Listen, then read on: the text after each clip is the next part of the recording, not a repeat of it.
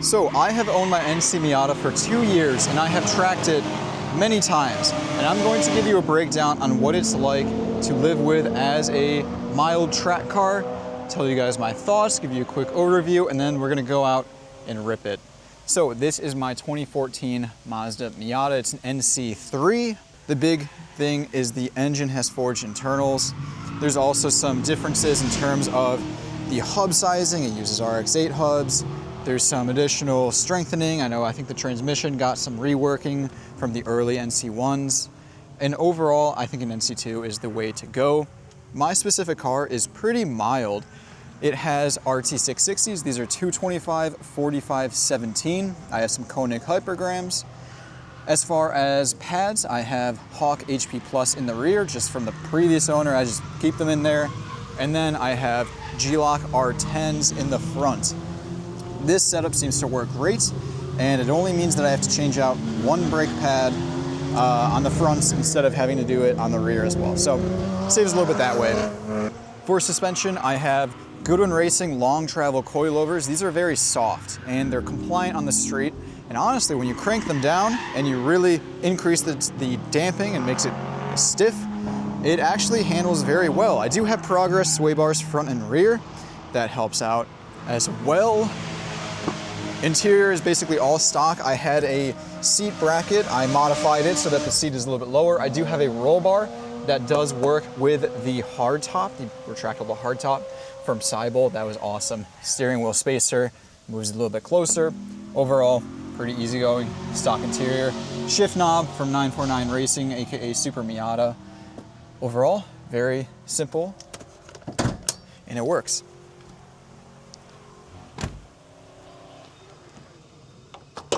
In terms of power, it is slow. This is a 2-liter engine, MZR from Mazda, and it does fine. It revs pretty high. I do have a lightweight battery, aftermarket coolant expansion tank. I do have a header mated to an aftermarket midpipe and a Goodwin Racing SuperQ exhaust. Other than that, intake, tune, and that's about it.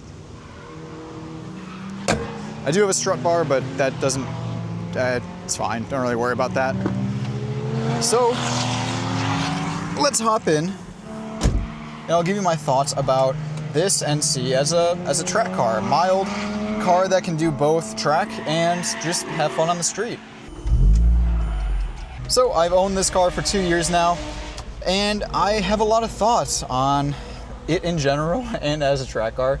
I will say the one thing, these seats are awful, genuinely awful. They're really bad. They're so slippery with the leather. There's very little bolstering. That is the one real genuine downside of having the Grand Touring package for the NC. Put my sunglasses on and we can head on out. Traction control, one click, or you can hold it and it would also turn off stability control. I usually just turn off traction control. That's fine. I'm not fast enough to where that really matters. But you know what? It's the last session of the day, so I'm gonna turn it off. We're gonna see the difference in feeling. I don't know if it's really gonna make that much of a difference. There you go. The one kind of weird thing is that you actually have to cycle the car. You have to key cycle it to be able to turn it off or back on, which is kind of funny. Can't really do that. I do have an AIM Solo 2 to keep track of times. Pretty sure it's out of battery by now, but yeah, I think it's completely dead actually.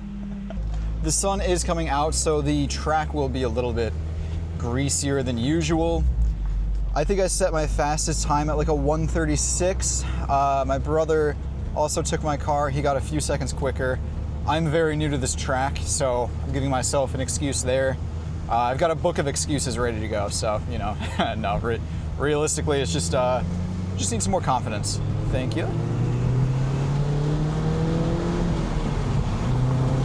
I absolutely love the way that this car sounds.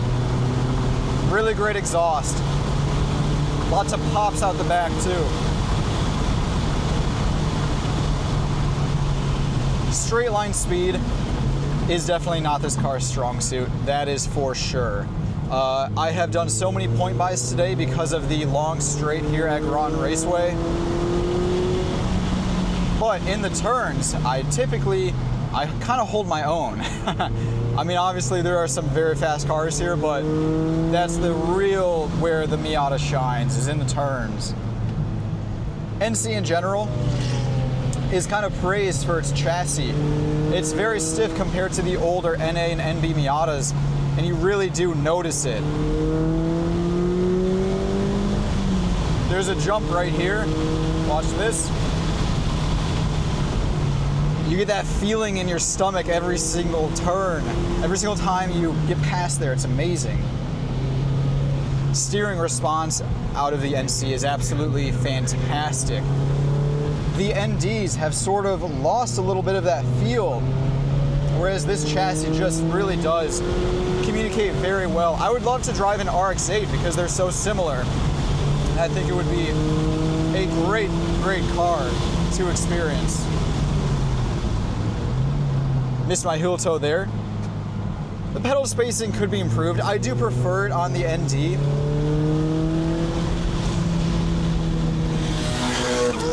And speaking of Miatas, there's one now. Watch how fast that pulls away. It's gone. That's a Turbo K24.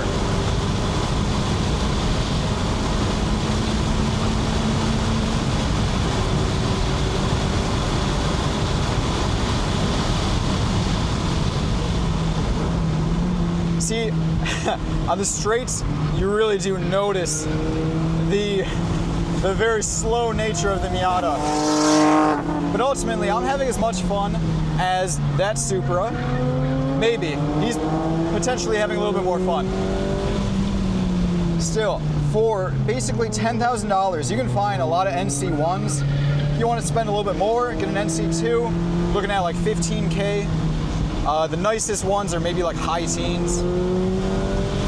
Honestly, it's a lot of car for the money.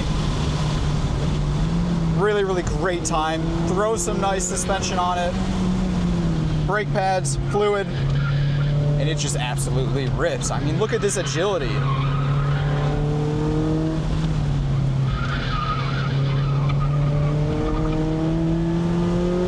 These coilovers, while they are softer than I would like for track use, they do a great job of modulating bumps.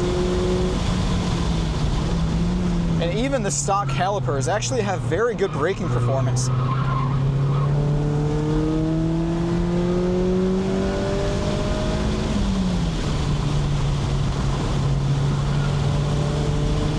And again, on the straights,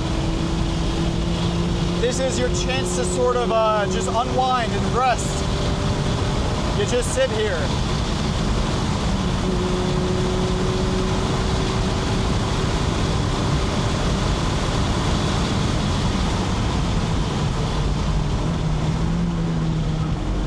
And then you're back to the turns and you're having fun again. I haven't had really many issues with this car. There have been some like maintenance things. My clutch master cylinder was leaking.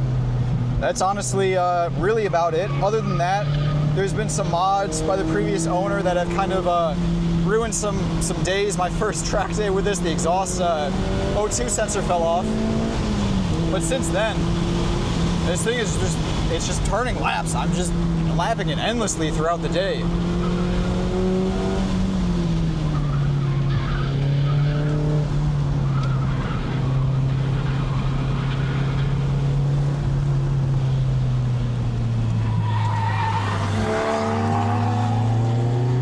Another NC, that's the 2.5 liter that I drove. It's just the amount of like things that the NCs are capable of. You do a 2.5 swap, a K swap. It's amazing.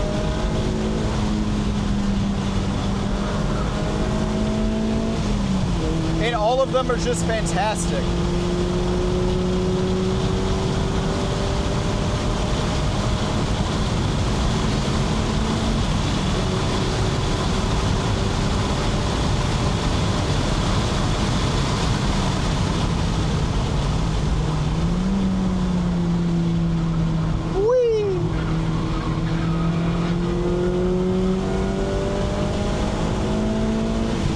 A few real cars that are as cheap and easy to work on as the Miata that allow you to get on track and get this experience. Other cars are very expensive. This is not. Tires are cheap, brakes are cheap. That's the amazing part about a lightweight car.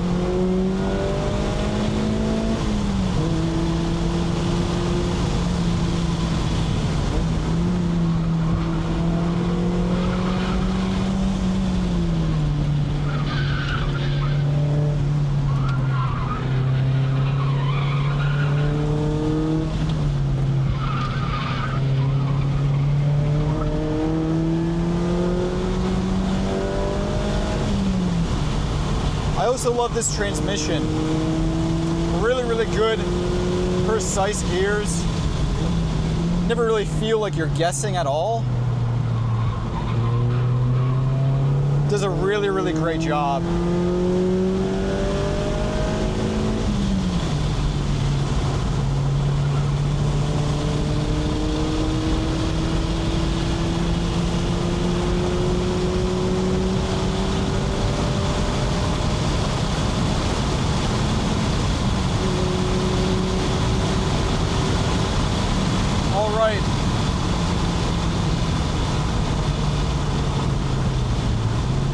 We'll do a cool down lap there.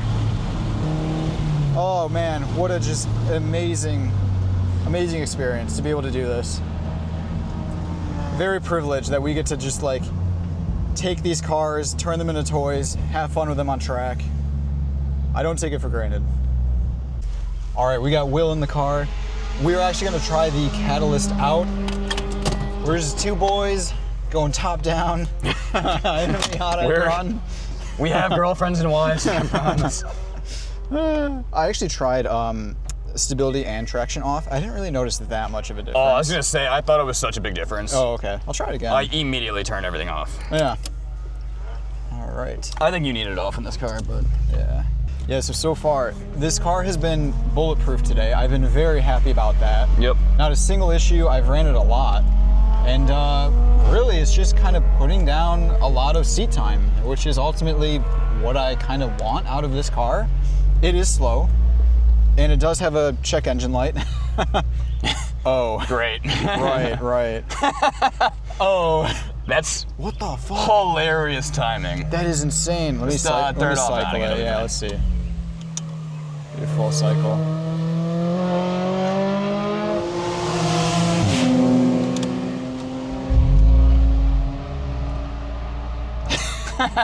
So anyway, as I was saying, okay, ran the codes. It did throw a 2 lean code, so I'm gonna check the tune when I get home. Maybe also I was at like half a tank, so maybe a fuel starved on a corner and then read that as 2 lean. I don't know. We cleared the code, it's gone. All good there. It did also have a stability control. Apparently if you hold it for more than 5 seconds, it throws like, I don't know if it was the actual code, but it throws something on there. That's very strange, but whatever. At least I'm just gonna be able to drive home, so that's fine. Okay, a little bit of an update. The check engine light is in fact back. I do not have a scanner with me. I don't know what it is. I'm just going to drive home and hope that the car is fine. I don't really have another option, so yeah.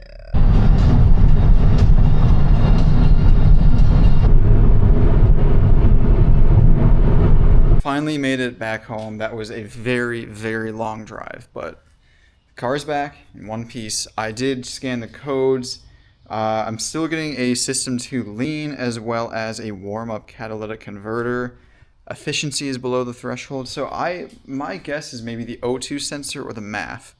One of those is causing issues. I don't think it's the tune, because really I've been running this car on track for a while. And that's never popped up. So I do think it's either O2 or MAF. I will figure that out and report back. So quick update on the Miata. It's a few weeks later. I'm currently in the middle of moving right now, and it's kind of a pain, but we're getting through it. I did fix the car. It ended up actually just being the O2 sensor. It doesn't look in awful condition. I mean, it's definitely very hazy and kind of stained, but I don't know. I haven't really inspected the wires. I swapped this out. Car is running perfectly fine again. We should be good here.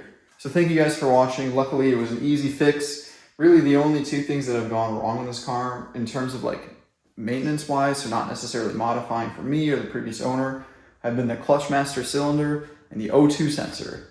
Those are pretty cheap, so honestly I cannot really complain too much.